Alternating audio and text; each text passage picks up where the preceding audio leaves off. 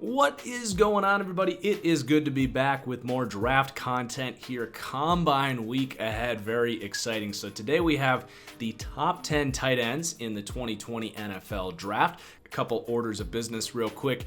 If you enjoy my draft content, you want access to the full TFG Draft Insider package, check out my Patreon. It's patreon.com/ThatFranchiseGuy. You get access to my draft board, full player profiles on every player in the class, not just top 10s at each position. We're going to have over 500 players this year, exclusive film breakdowns there as well. So if you enjoy my draft content and you want everything, go check that out. And then also, guys, make sure you subscribe. Obviously, want you to watch as many of my videos as possible, but join me on draft night for my live coverage of the draft, live reactions, all that stuff. It's going to be a blast. I can't wait. We're going to do the first night here on YouTube live, and then we're going to kick it over to Twitch for the second and third round on Friday. And then day 3 of the draft, we'll do it on Twitch as well. So make sure you join me live for the draft. All right, let's get into the tight ends. Now, I will warn you, this is not my favorite tight end class. I don't even know if we're getting a surefire starter out of this class. Obviously, someone in this class is going to end up starting, but it's kind of hard to actually predict who that's going to be. All we can do here is talk about their skill sets, what kind of schemes they fit in. Make sure you check out those scheme fit descriptions in the description below so you can kind of see a little bit more about what we're talking about here. But number 1 on my board is actually a bit of a surprise. It's Adam Trautman, and this could very easily change this weekend based on the combine. I think most of the guys, I've got a pretty good feel for the athleticism, but coming from that lower level of competition, I really want to see Trautman come out and stand out running, maybe up into the 4.5s, which is something that's really translated for similar prospects like guys like George Kittle, Dawson Knox, Foster Moreau. All those guys have really played well in the NFL and have been able to separate with that speed. And I think Trautman very well could be the fastest tight end in this entire class, and he's got the size to boot. He just mauled dudes at his level of competition at Dayton as a blocker, so he is a very well-rounded tight end. He's one of few scheme fits that you can really plug him into and ask him to do anything, assuming that his dominance at Dayton translates to the next level. And he looked pretty good at the Senior Bowl.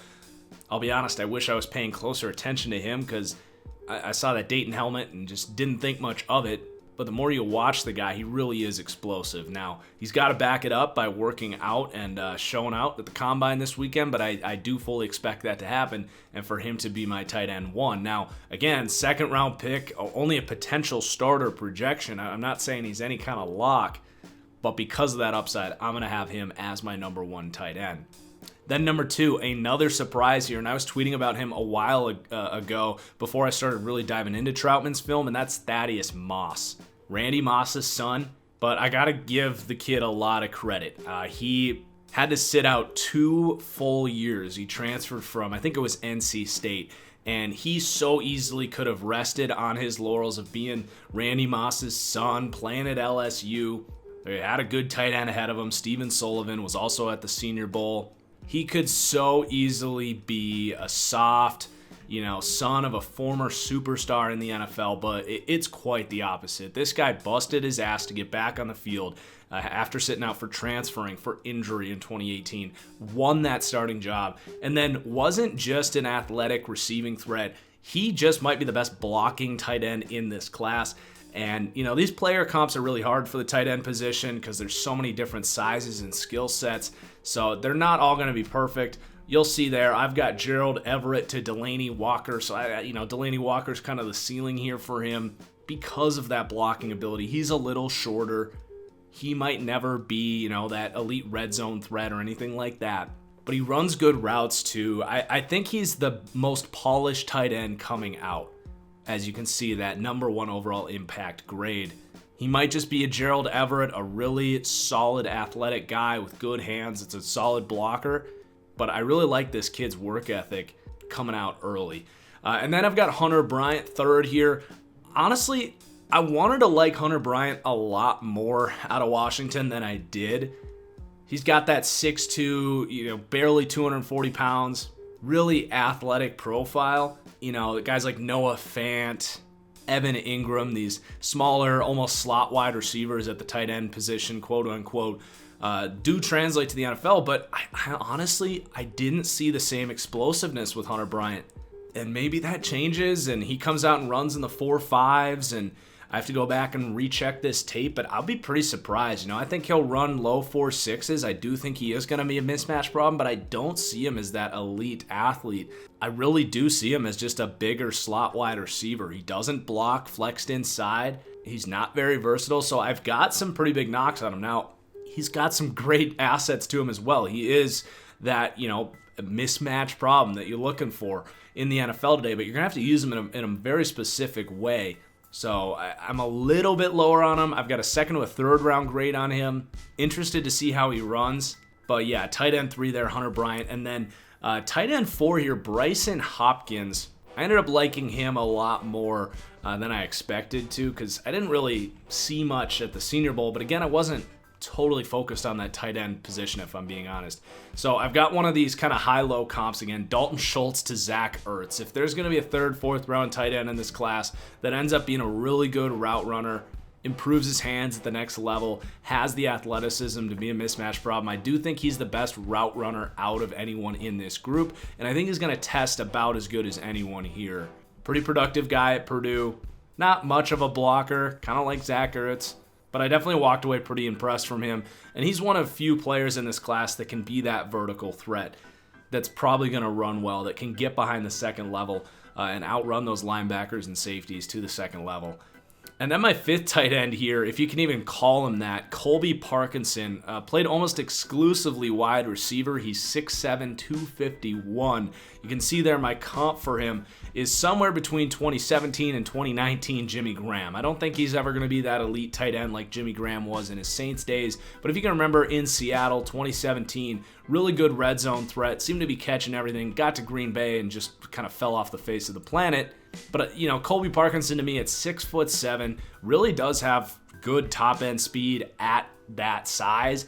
Now, you put him in line as a tight end, he's going to be soft. He's not going to block much. But I really like what might be his best asset outside of his catch and traffic ability, which is phenomenal. You put him out there as a blocker on screens, and he's going to be playing as a slot wide receiver a lot anyway, so it's not like you're keying off to the defense that this is a screen.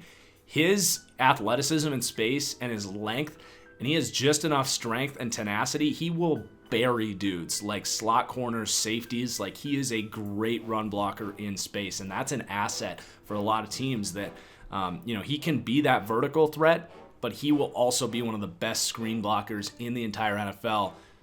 I'm picturing a lot of those, you know, they kind of fake the bubble and then have that tight end sneak up the seam. I can just picture that working a lot with Colby Parkinson with a creative play caller at the next level. And then we're going to have Cole Kmet here at number 6. A lot of people have him as the number 1 tight end. Honestly, I don't really see it. I see an underclassman that declared out of Notre Dame that's an ideal prototype size. But when I dialed up the tape, nothing really stood out to me. Like, he's not a great athlete. He's, you know, accelerates well. He's, you know, solid enough, but he doesn't block. Kind of reminds me of Kyle Rudolph like that. Like, he's got the size, but doesn't use it in the blocking game. He's not going to be a mismatch problem. He's not going to outrun defenders, especially at the next level. He didn't do it in college. He does have pretty good secure hands. He's got some stuff after the catch. He's kind of just a guy to me. He could be a low-end starter. But even then, like, if you're not going to block and you're not going to be an elite starter, I don't really want you as my number 2 tight end either. Like, I want a good blocker as my number 2 tight end or a mismatch problem. He doesn't really stand out in any way. I'm really not high on this guy at all. He's probably going to go in the second round by the sounds of it, and I think that's going to be a mistake because I just don't see the upside there. And then very similar player here, Okwuegbunam. He's been a big name. I've been kind of lower on him as he's been one of these hyped up prospects. Now I think this year that hype has kind of fallen off, and this is more where you're going to see him. So I've got him right in this range. If you couldn't tell by now, starting at Brycen Hopkins, these guys all 3rd to 4th round grades, maybe guys that'll start. All of them have pretty big holes in their game. Okwuegbunam, you know, he's not an elite athlete. He is very strong and accelerates well in short distances. He does run pretty good routes. Like, he can make those spectacular catches, but he's got tons of drop issues as well. He's okay as a run blocker. A little bit soft in that regard, to be honest. So I don't hate him. Kind of feels like just a guy to me. I've got Tyler Kroft as his comp. And then Harrison Bryant here at number 8. A lot of people really like Harrison Bryant. Was the most productive tight end in college football last year.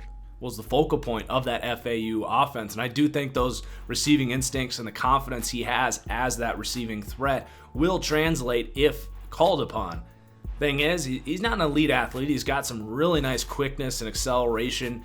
He does have good ball skills. Thing is, not much of a blocker. 6'5", 240 pounds. Not a whole lot of guys at that size, if anyone, that have worked out at the next level. And that's not a death sentence, but I do think that strength element is something that you kind of need at the next level. Zach Ertz kind of being the exception, but Ertz is such a precise route runner, has such great hands. I don't know if Harrison Bryant can get to that or not. You know, one comparison I kind of came up with was Cameron Brate. I do think Bryant's a better athlete than Cameron Brate, but Brate, not much of a blocker, but really good hands, a good route runner, good chemistry with his quarterback. So that's kind of the comparison I came up with. He could certainly get to that starter level. I just don't know how high the ceiling really is. And then this guy's got a little bit of a higher ceiling. Jacob Breeland out of Oregon. Kind of that prototype modern tight end, 6'5", 250, really athletic guy. He kind of has that burst you look for. He is a guy that kind of projects as someone that can separate at the next level. And he kind of burst onto the scene as a senior a little bit, made some big splash plays there, had that vertical chemistry with Justin Herbert, which was nice. Just really needs to keep growing in his game. Needs to get better as a blocker, needs to become a better route runner, be a little more physical at the catch point, all that stuff. A bit more of a raw prospect, but you can definitely see that upside there with Jacob Breeland. Definitely a guy to watch at the combine, someone that, you know, if he could run low 4.6s, I definitely see him as a 3rd, 4th round pick. And then my number 10 guy, this is a big drop off. We go from 3rd, 4th round to 4th, 5th round. Definitely a tier gap here, but Devin Asiasi is declaring early, coming out as a redshirt junior. He's solid. He's a really good blocker. He's one of the best blockers in this class. And when I say solid, like physically solid, he's got a little bit of a gut. I actually saw him at one place listed at 285, and UCLA has got him at 260, so I wouldn't be surprised if he's 265, 270, a little thick. But he does move pretty well despite being a thicker guy, but he uses that weight really well as a blocker. And he actually runs pretty sharp routes and had very steady, consistent hands. So an interesting player. I don't think he's going to be an elite separator at the next level. Might be confined to that tight end 2 role, but could be really good at that because of how he blocks, is pretty good after the catch as well, and has those steady hands. I put Vance McDonald as the comp. Again, I'll probably end up deleting that on my draft board. I wanted to get some kind of comp out here for everyone in this video. There isn't much of a comp for this guy. He's kind of a unique guy. You know, maybe a poor man's Delaney Walker would be a comp as well. So that's it. That's my top 10 tight ends. If you want to see where I've got some other guys in this class, guys like Jared Pinkney, Josiah DeGuara, Dalton Keene, check out my draft board on Patreon. Please do hit that like button, subscribe, turn on notifications. Also, let me know in the comments below what you guys think of your rankings. Who do you have as the top tight ends in this class? Until next time, guys, cheers, and we'll see you later.